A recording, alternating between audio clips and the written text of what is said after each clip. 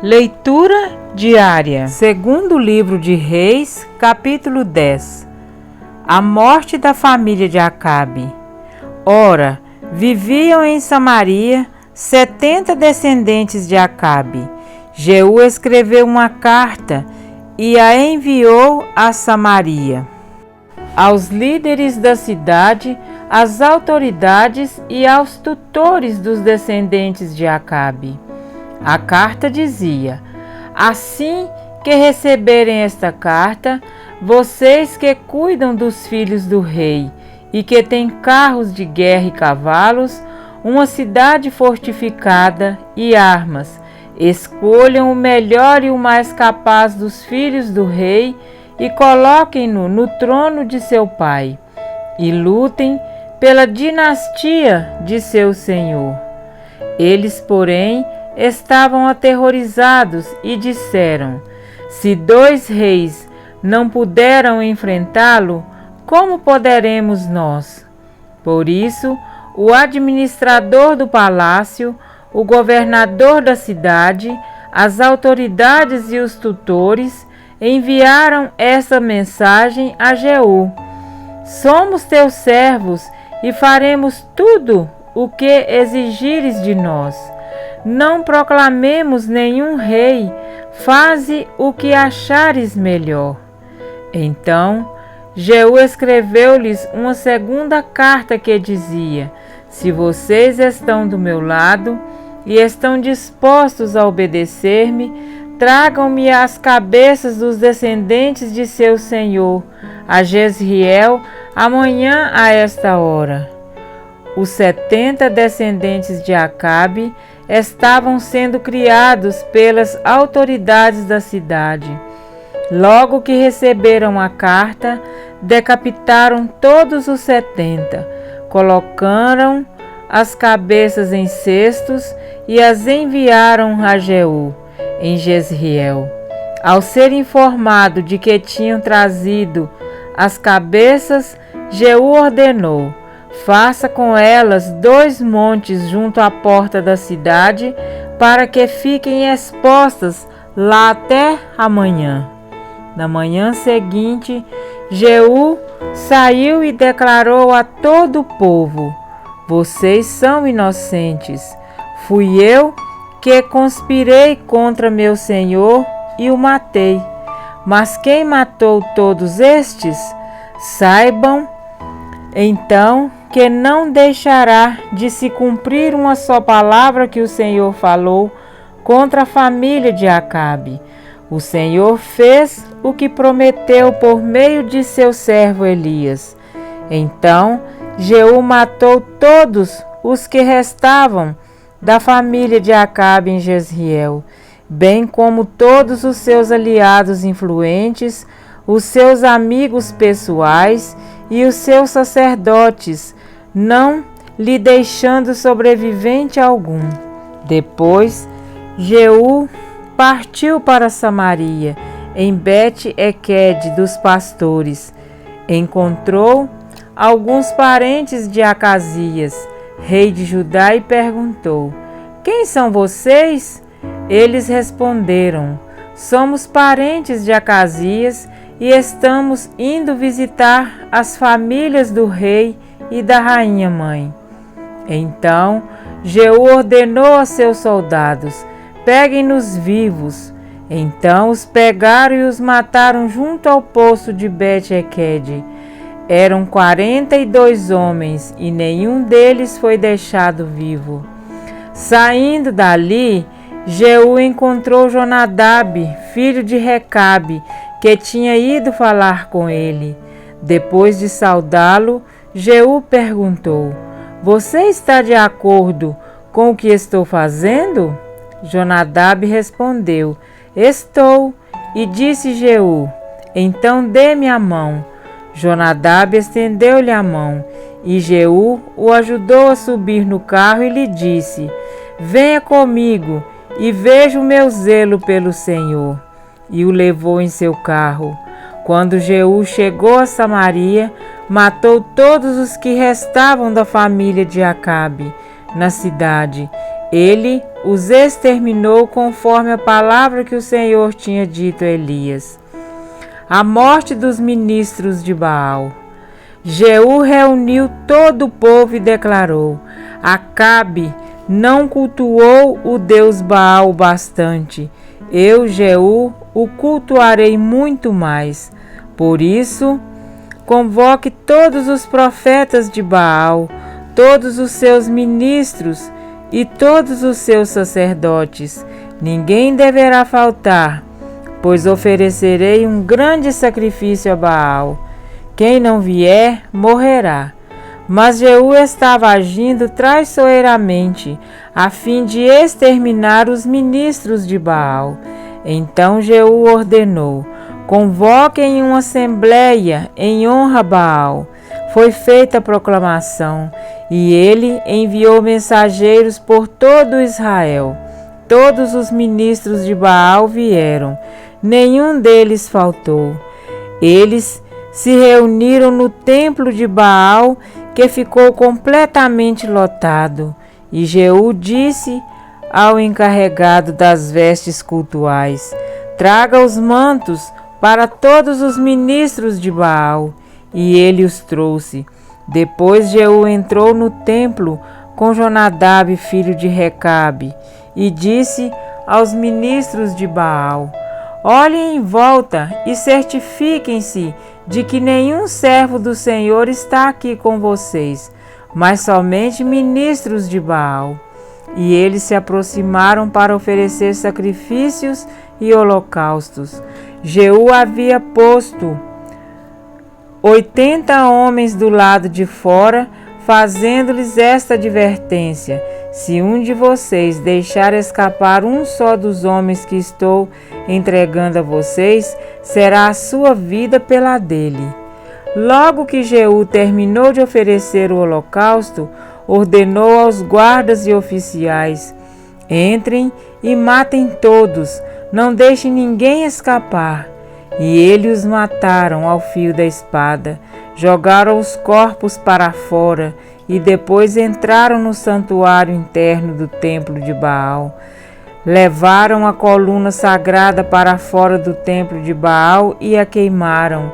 Assim destruíram a coluna sagrada de Baal e demoliram o seu templo. E até hoje o local tem sido usado como latrina. Assim, Jeú eliminou a adoração a Baal em Israel.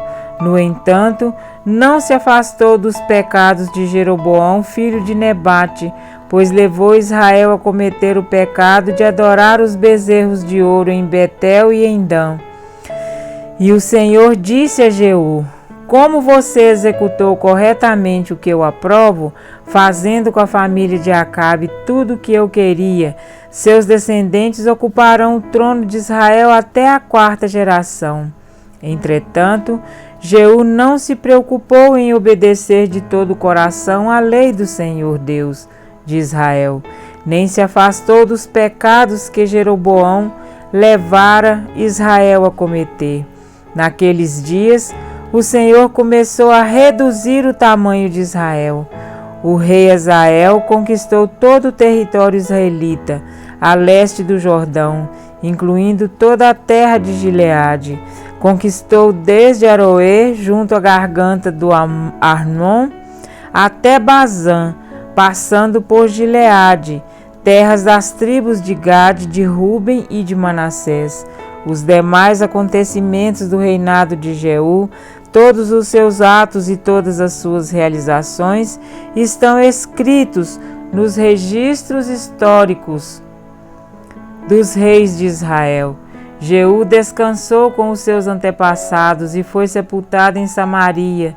Seu filho Jeoacás foi seu sucessor. Reinou Jeú 28 anos sobre Israel em Samaria. Amém? Para refletir, o extermínio da casa de Acabe teve o seu cumprimento pelas mãos de Jeú. Usando de astúcia, tramou a morte dos 70 filhos de Acabe e dos adoradores de Baal. Ao ajuntar estes últimos na casa de Baal, vimos que Jeú examinou bem o lugar e certificou-se de que entre eles não houvesse alguns dos servos do Senhor.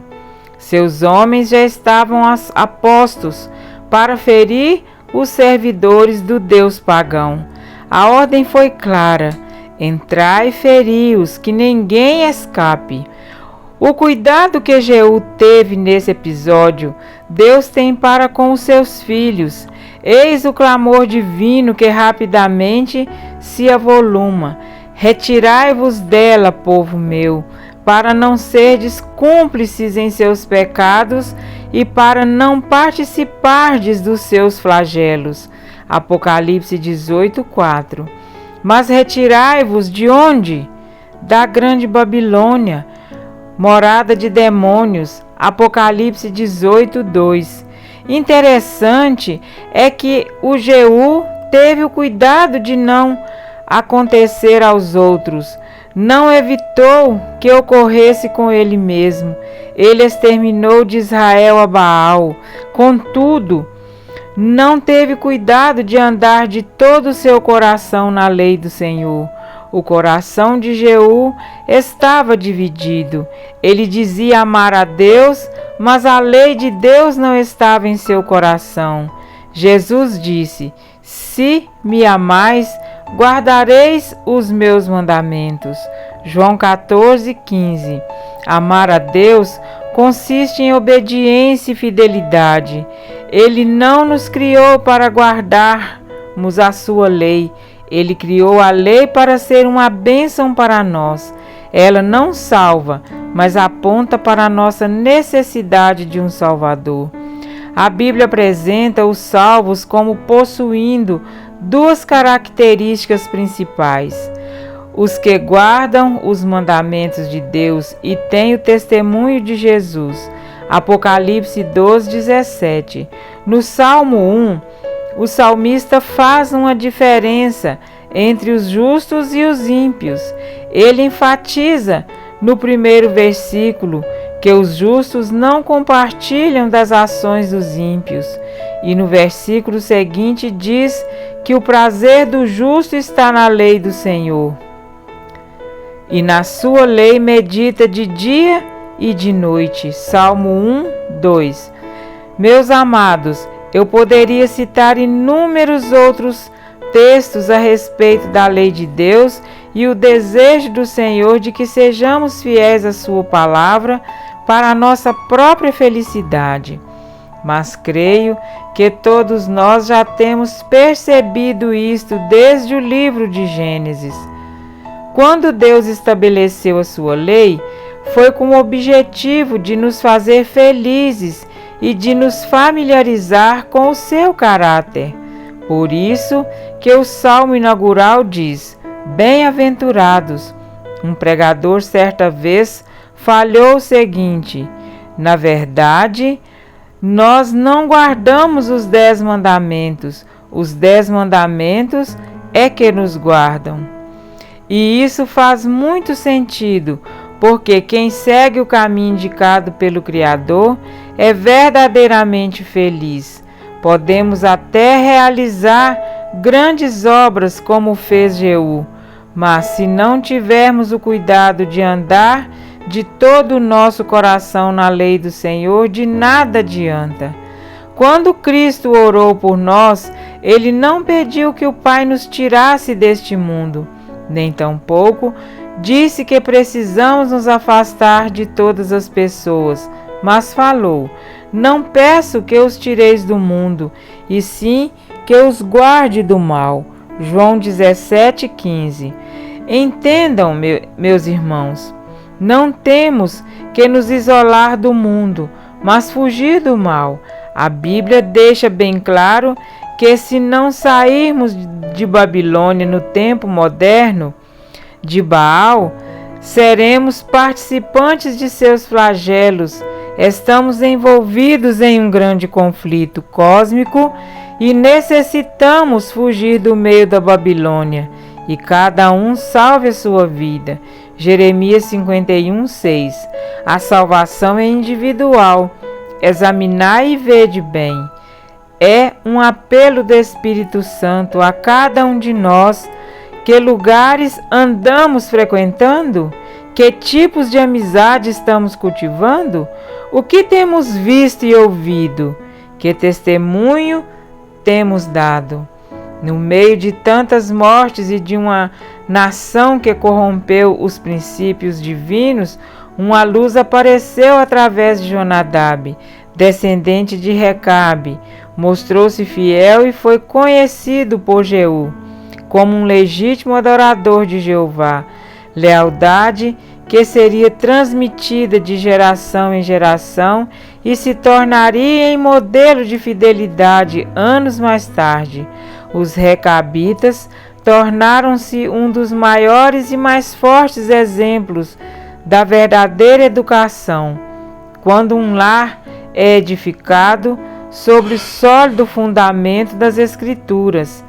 Jeremias 35, 8, 10. Há um abismo de diferença entre justos e ímpios. Se assim não fosse, todos viveriam da maneira que quisessem e não existiria pecado. E se não existisse pecado, para que um Salvador? Percebem que o terrível engano em pensar que a lei de Deus foi revogada anula o sacrifício de Cristo? A edificação da vida cristã não depende do que fazemos, mas do que permitimos que o Espírito Santo realize em nós. Que o Senhor nos ajude a nos conduzir para que, quando Ele voltar, estejamos fora de Babilônia e dentro do aprisco do bom pastor. Amém?